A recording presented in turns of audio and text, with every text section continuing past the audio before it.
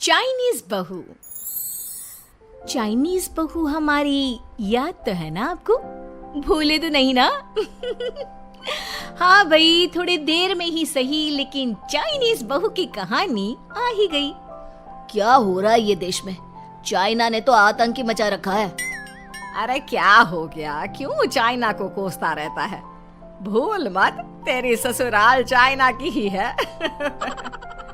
हाँ माँ, पर ये देखना, लड़ाई झगड़े, ये बीमारी, ऊपर से ये देश कितना चालाक है, अंदर न जाने क्या क्या करता रहता है। तभी अंदर से बहू की चिल्लाने की आवाज आती है। अरे क्या हो गया बहू, क्यों चिल्ला रही है?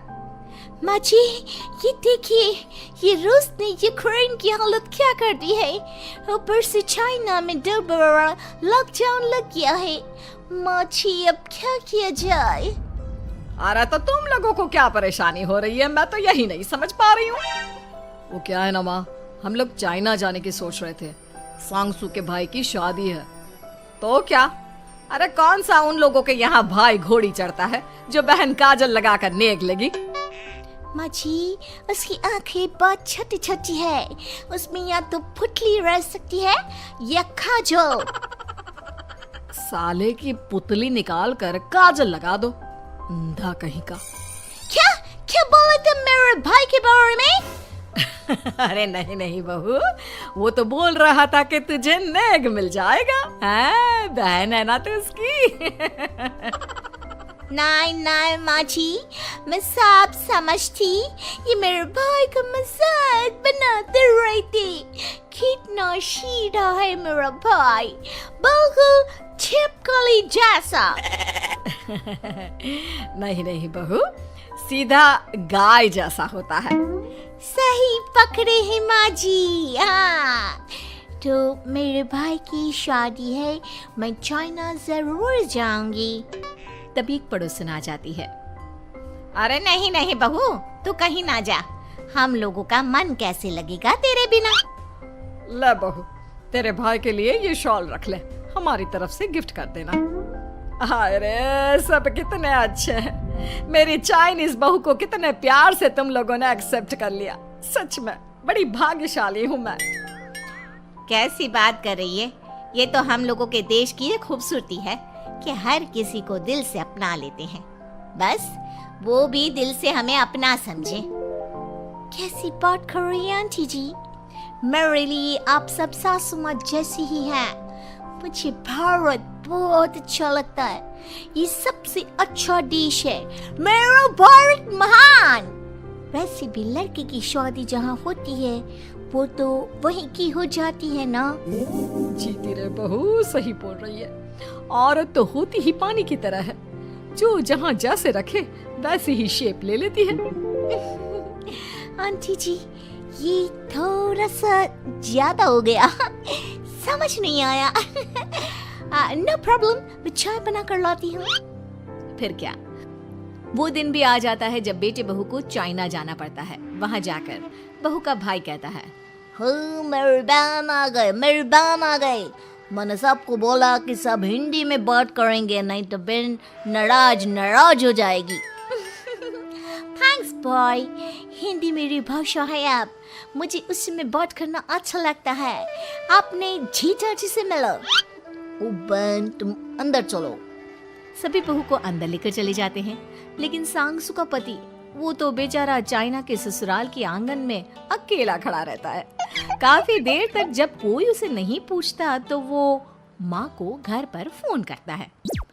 हाँ बेटा, पहुँच गए ना कुशल मंगल? हाँ माँ, लेकिन सांगसू पता नहीं कहाँ है, वो तो अंदर गई है, तब से बाहर आई ही नहीं। अरे कैसी बात कर रहा है? तो तू अंदर चला जा, तू बाहर क्यों है? अरे दामाद है तू वहाँ का, उन लोगों ने तुझे बिठाया, चाय पानी कुछ नहीं पूछा? नहीं ना माँ। तभी सामने से सांगसू आती है। क्यों आप अभी तक तैयार नहीं हुए? और ये बैग लेकर क्यों कमरे से बाहर आए? इसे वहीं रख देते। कमरा? कौन सा कमरा? अरे कैसी बात कर रही हो? जब से तुम अंदर गई हो मैं बाहर ही तो खड़ा हूँ। बहू को बहुत हैरानी होती है और गुस्सा भी आता है। तभी उसका भाई और माँ आ जाते हैं। और सांगसू, अंदर खाना लग गया है। पहले ये बताओ कि मेरे पति को किसी ने खाना या पानी क्यों नहीं पूछा? वो भारत से ससुराल पहली बार आया है, वो भी मेरे कहने पर। उनकी इज्जत क्यों नहीं की? देख बेटी, तूने जबरदस्ती जिद में शादी की थी तो हम लोगों ने कर दी, लेकिन अब तुम ये सोचो, पूरी चाइना में मैं इस इंडियन को अपना दामाद बताऊं? So sorry. हाँ संगसू, और तुम भी चुप रहना, नहीं तो वो लोग मेरी शादी तोड़ देंगे। ओह, ऐसी बात है। कोई बात नहीं, मैं बाहर होटल में रह लेता हूँ, तुम वही करो जो ये लोग चाहते हैं। कैसी बात कर रहे हो? शादी के बाद पति जैसा भी हो, जो भी हो, पति होता है।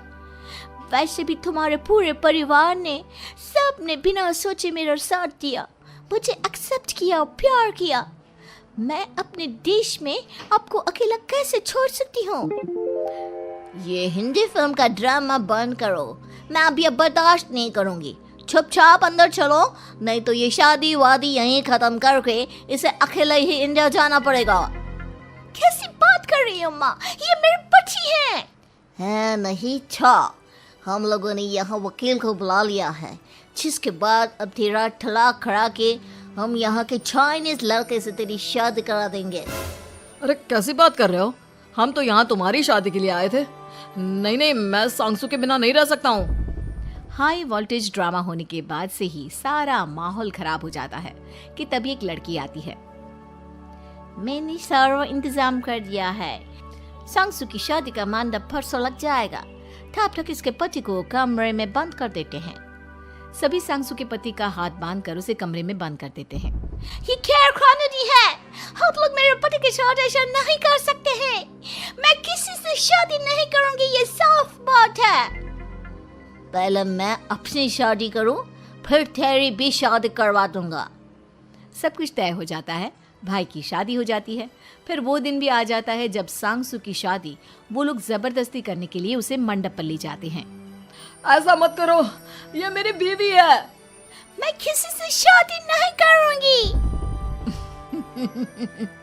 कैसे नहीं करेगी शादी? शादी तो तेरा बाप भी करेगा। हो, मैं करूंगा शादी। प्लीज कोई मेरी शादी किसी अच्छा औरत से करवा दे। चुप, बिल्कुल चुप। फिर माँ सांगसू और उसके पति से कहती है, तुम लोगों का बच्चा मेरी कैद में है।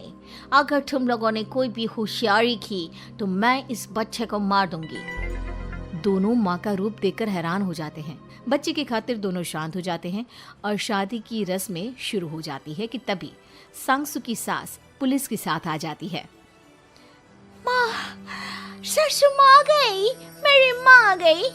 माँ प्लीज हम लोगों को बचाकर वापस ले चलो। पुलिस सभी को गिरफ्तार कर लेती है। बेटी के बच्चे को मारने की धमकी तो कोई चुड़ैल ही दे सकती है। अरे तो ये चुड़ैल ही तो है। ये सही बोल रहे हैं, ये औरत किसी चुड़ैल से कम नहीं है।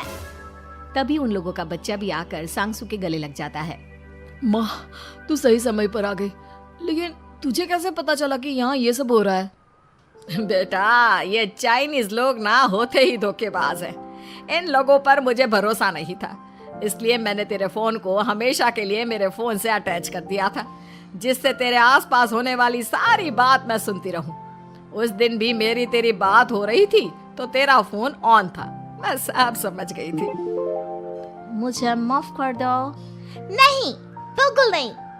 चलिए माँ जी, इंडिया वापस चलते हैं। आज के बाद मैं यहाँ कभी नहीं आऊंगी।